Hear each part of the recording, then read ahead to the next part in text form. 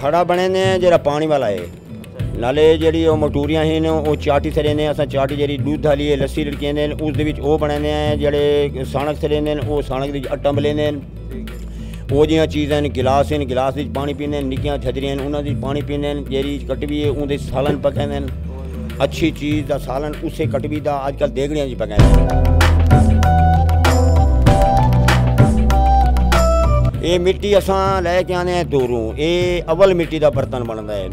गंदी मिट्टी का बर्तन नहीं बनता ना के तुम्हारा जी ये रियाज हाजी। चाचा जी कितने अरसे तो बने दे बैठे हुए कम से कम 50 साल हो गए मेरे को बने दे छोटा जरा बनाने लगा बर्तन 50 साल तू बने दे बैठे तुम्हारे बुजुर्ग बने दे या तुसा ये काम शुरू सारे बरीके बने दे ने जी बरीके बने दे उस तो बाद हुण असां बने दे बदे हैं जरा छोटा पोच है वो नेड़े नहीं लगता क्यों जी इसकी प्रापट कोनी। अच्छा मतलब आवन वाले जी जनरेशन है मतलब वो शह नहीं इंटरेस्ट गिंदी पई कि वो काम नहीं करना चाहते जी जी वो नहीं करना चाहते ये कुंभार वाला काम नहीं करना चाहता लेकिन ये कारोबार में है कि मिट्टी का भांडा जड़े ना ये सेहतमंद है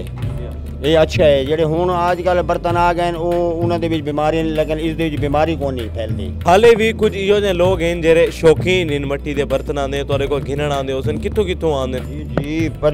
बहुत दूर दूर से आते सारे को जी हाँ गड्डियां दी गड्डियां लाए हुए हैं परचून गिने हुए हैं मोटरसाइकिलों से गिने हुए हैं कारां च गिने हुए हैं वो जे आदमी हैं जेडे चंगे चंगे जमीनदार अच्छी किस्म के आदमी वो साकू बर्तन सारे को छोटे छोटे पानी वास्ते गिने हुए हैं भाई मिट्टी का बर्तन है भाई ये अच्छा है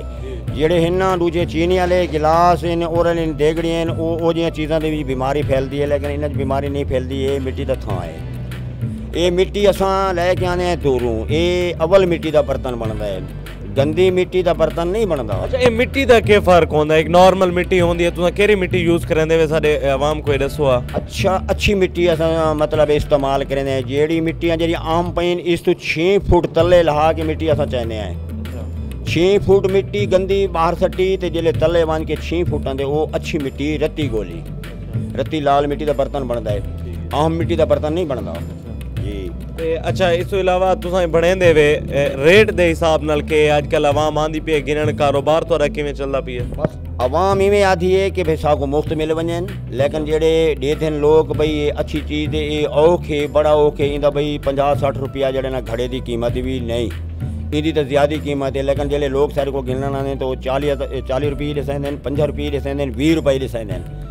जे देखो ना मशीन तो एक शय बनती है वो घंटे दे विच कोई लखा शय बना देंदी है ते मतलब उन्ना मुँह मंगा और रेट देंदे लेकिन एक शय जिंदी मेहनत थी पई हाथ नाल बनी हुई है लेकिन उनका रेट न देसन के वजह है उनका रेट क्यों नहीं देंदे मतलब रेट तो पूरा नहीं भरेंदे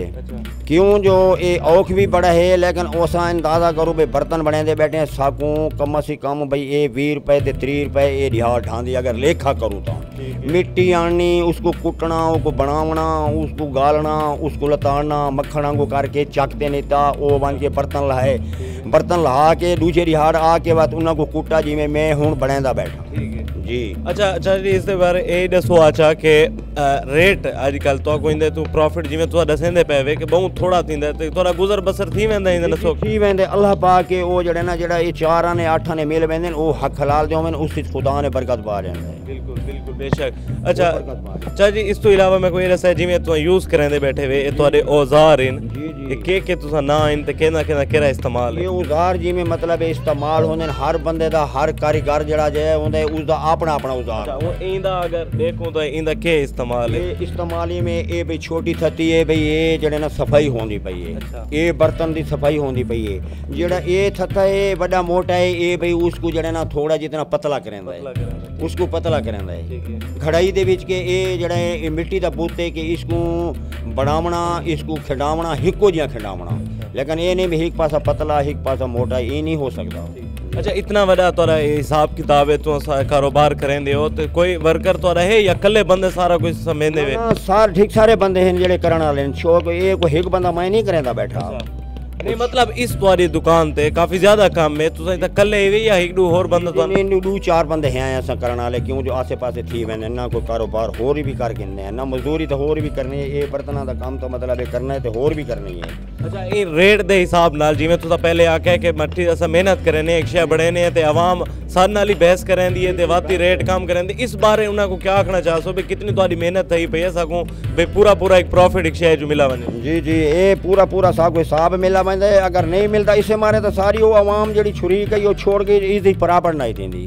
असा खुद आप जो मतलब जो अगे बने दे बैठे हैं असा वो बंदे बने दे बैठे हैं कि भाई चेरे छोर इन वो अज दे वो जो बराबर नहीं थी असा बर्तन किस वास्ते बनाऊँ। जी तो नाजरीन आपने इस कारीगर की गुफ्तगू सुनी, उनका भी यही कहना था कि मिट्टी के बर्तनों का रुझान अब कम से कम होता जा रहा है और मिट्टी के बर्तन के फ़वाइद भी उन्होंने कुछ बताया कि आजकल के जितने बर्तनों में हम खाना खाते हैं उनमें जरासीम होते हैं और बीमारियां लग सकती हैं, लेकिन मिट्टी के बर्तन में एक ऐसी खासियत है जिसमें शफा है कि आप बीमार नहीं हो सकते और खाने का एक अलग ही जायका होता है। और इसके अलावा इनकी पूरी आवाम से ये अपील भी है कि खुदारा ये अरसे दराज से ये काम कर रहे हैं, उनको अपने मुताबिक जो प्रॉफिट उनका बनता है वो सारी चीज़ें हाथ पे बनाते हैं मशीनों के बनाने की बजाय, तो उनको पूरा प्रॉफिट दिया जाए ताकि वो अपना घर का सारा निज़ाम चला सके। कैमरामैन राव ज़ुहैब के साथ इरफान हैदर, बखर नेटवर्क।